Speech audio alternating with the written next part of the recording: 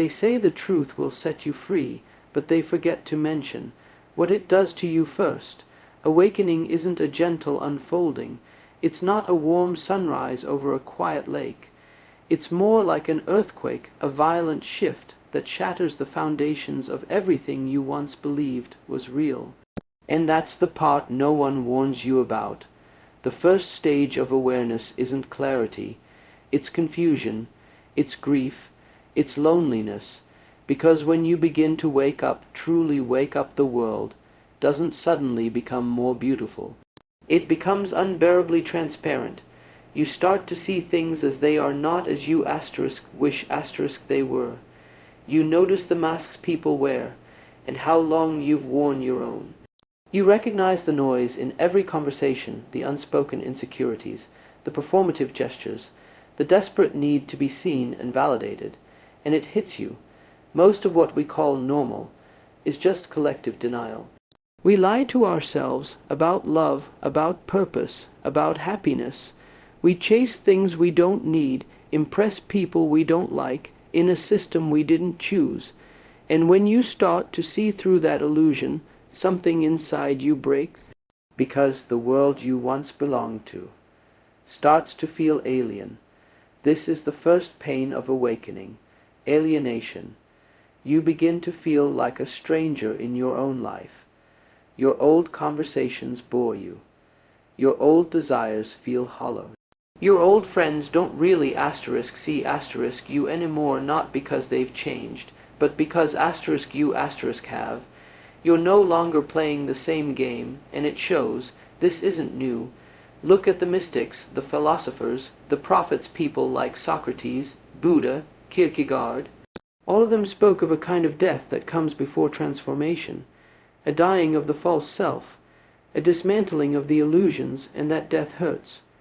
Carl Jung called it the night sea journey, a descent into the unconscious, where the ego loses control and everything you thought was stable becomes fluid. It's a psychological death, a necessary dismembering of who you thought you were. But here's the paradox. It's in that disintegration that you start to become real. Real awareness requires discomfort, because it means confronting what you've ignored, not just in the world, but in yourself, your fears, your attachments, your pain. Think of Neo in Asterisk, the Matrix Asterisk.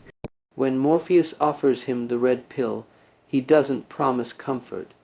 He promises the asterisk truth asterisk, and the truth isn't cozy. It's cold, stark, disturbing, but it's also liberating. Awakening is the red pill. It shows you the hidden architecture of your life, the childhood wounds that shaped your behavior, the societal conditioning that taught you what to value, the inner voices you thought were yours, but were never really you. And once you see it, you can't unsee it. That's when the second pain of awakening begins, the collapse of identity. Everything you once used to define yourself starts to feel false. Your job, your beliefs, your image. You start asking questions most people avoid. Who am I, really? Why do I do what I do? What matters when everything else is stripped away? And the most terrifying part, sometimes the answer, is silence, a void. That's what makes awakening feel like suffering. It's not the awareness itself, it's the emptiness it reveals. The spaces where meaning used to live, but that emptiness is also sacred. Because it's not just a void, it's a clearing, a space where something deeper can grow. The pain isn't punishment, it's purification. The death of illusion is the birth of truth, but most people never make it that far. Because as the pain rises, so does the temptation to run, back into comfort, back into distraction, back into the sleep they once called life. Because sleep has its perks, it's predictable, it's safe, it's familiar, but it's not real, and deep down you know it. That's why even when you try to go back, scroll through your feed, laugh at small talk, chase the next dopamine hit, it doesn't feel the same.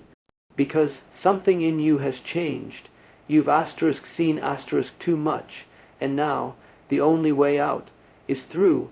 The third pain of awakening is responsibility, because once you're aware, you can't blame anymore. You can't point fingers at the world and say, it's all their fault. You begin to realize that your suffering isn't just a product of external forces. It's a reflection of your inner reality, that the world you see is filtered through the lens of your own mind, and that if you want to change it, you have to start there. This is where true power begins, because while awakening brings pain, it also brings choice.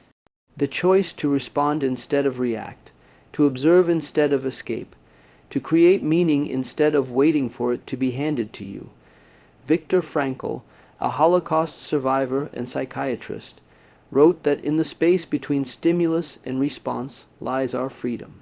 That space, that gap of awareness, is the seed of transformation.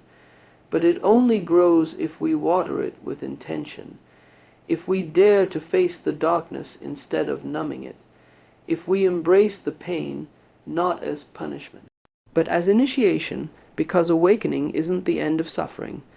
It's the beginning of conscious suffering, and conscious suffering is alchemy. It's what turns pain into wisdom, fear into clarity, loneliness into depth. In the ancient tradition of Zen, there's a saying, before enlightenment, chop wood, carry water. After enlightenment, chop wood, carry water. What changes isn't the world, it's your relationship to it. You still feel, you still fall, you still break, but now you break with awareness, you bleed with meaning, you suffer with presence, and that presence, over time, becomes your salvation, because when you stop running from the pain, you start learning from it, and what you learn, no one can take from you. So if you're in that place right now, that raw, aching space where nothing makes sense and everything feels too loud, know this: you are not broken. You are awakening, and yes, it hurts. It hurts to see the truth. It hurts to lose the old version of yourself. It hurts to feel alone in a world that rewards numbness. But this pain is not your enemy. It's your passage. Through it, you'll discover a deeper strength, a quieter wisdom, a peace not built on ignorance, but on integration. And when that happens, the suffering no longer owns you, you own it. You carry it with grace. You move through life not untouched by pain, but undisturbed by it, because now you see it for what it is, a signal, a message, a sacred wound that points you back to yourself. So ask yourself, what if the pain you're feeling isn't a sign that something's wrong, but a sign that something real is waking up? If this message stirred something inside you, if it made you pause, feel, or reflect, don't let it fade. Sit with it, let it move through you, and if you found meaning in these words, give this video a like, share it with someone who might need to hear it, and subscribe for more introspective journeys like this one. But more importantly, take a moment after this video ends not to scroll, not to escape, but to ask yourself, am I willing to suffer for the sake of something real? Because sometimes the only way to heal is to awaken, and the only way to awaken is to feel even when it hurts, especially when it hurts. Let that pain be your teacher, let it lead you home.